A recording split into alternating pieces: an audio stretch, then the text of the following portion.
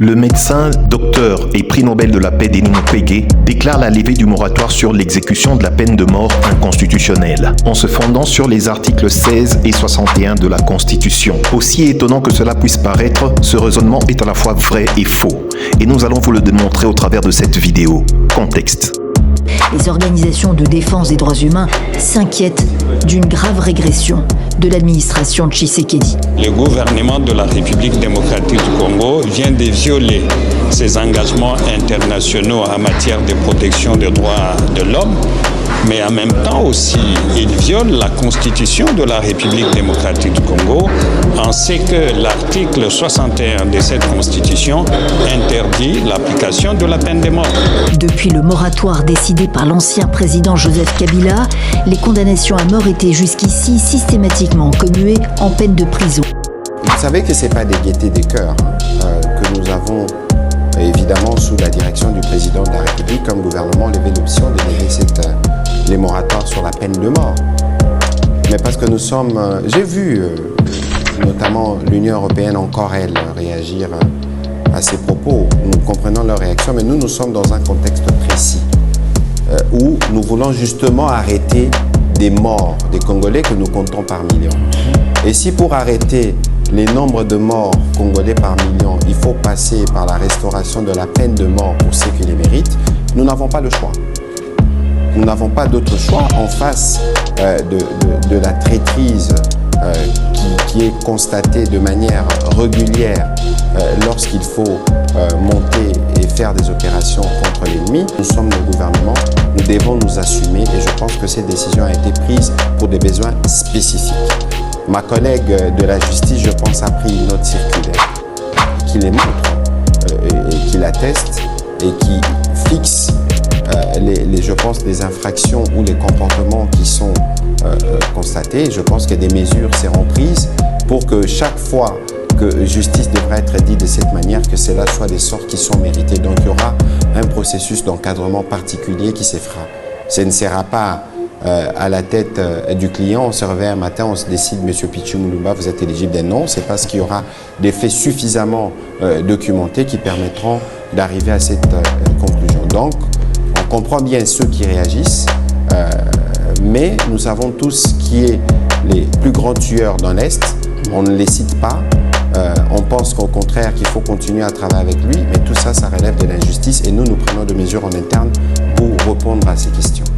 Avant de tenter d'interpréter les articles 16 et 61 de la Constitution de la RDC, cherchons d'abord à savoir ce que c'est qu'un moratoire et d'où vient le moratoire qui avait suspendu l'exécution de la peine de mort en RDC. Le moratoire sur la suspension de l'exécution de la peine de mort en RDC a été pris le 20 février 2003 par le gouvernement de transition dirigé par Joseph Kabila. L'instrument juridique par lequel la RDC s'est engagée par un moratoire à suspendre l'exécution de la peine de mort est un décret présidentiel. Le décret numéro 003/PR/2003 du 18 février 2003 portant suspension de l'exécution de la peine de mort en République démocratique du Congo a été signé par le président Joseph Kabila. Ce décret stipule que 1. L'exécution de la peine de mort est suspendue sur toute l'étendue du territoire. 2. Les condamnés à mort en attente d'exécution verront leur peine commuée en prison à vie. Il est important de noter que la peine de mort n'a pas été abolie en RDC. Elle est simplement suspendue. Cela signifie que les condamnations à mort prononcées par les tribunaux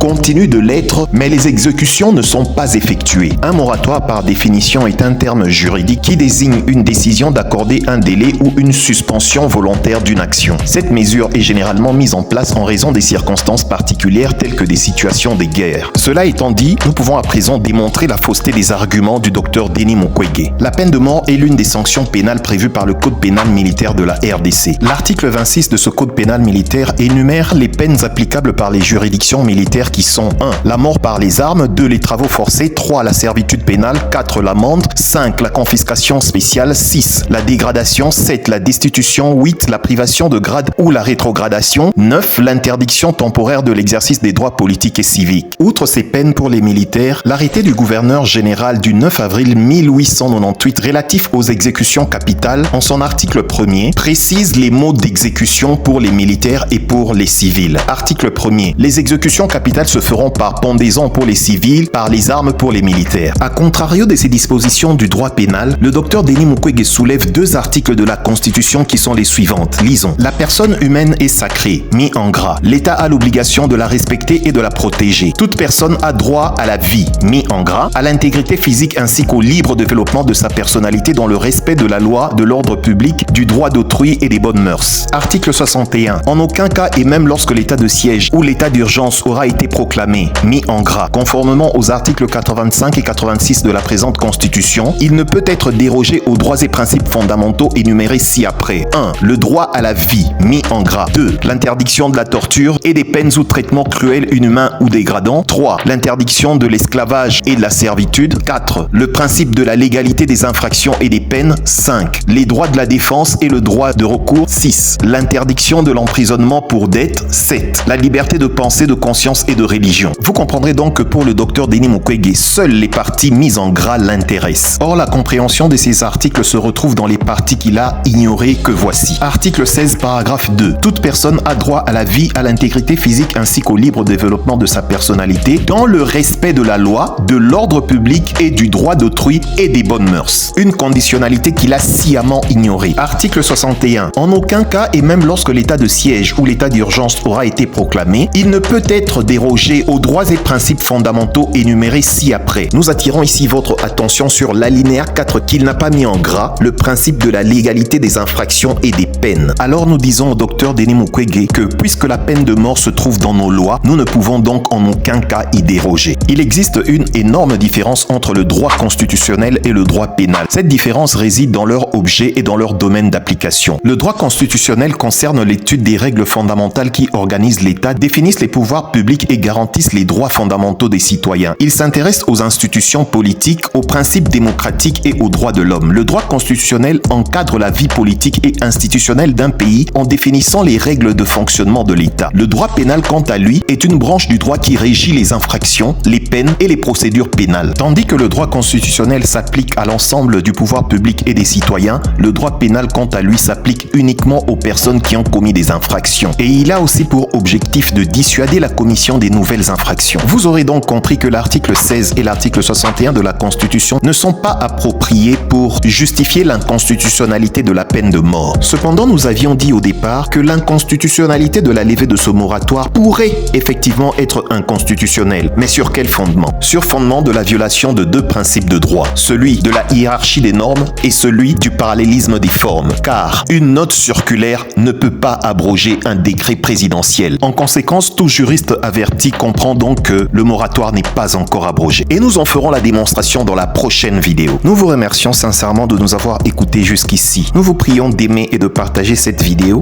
et surtout de vous abonner pour ne pas manquer la suite.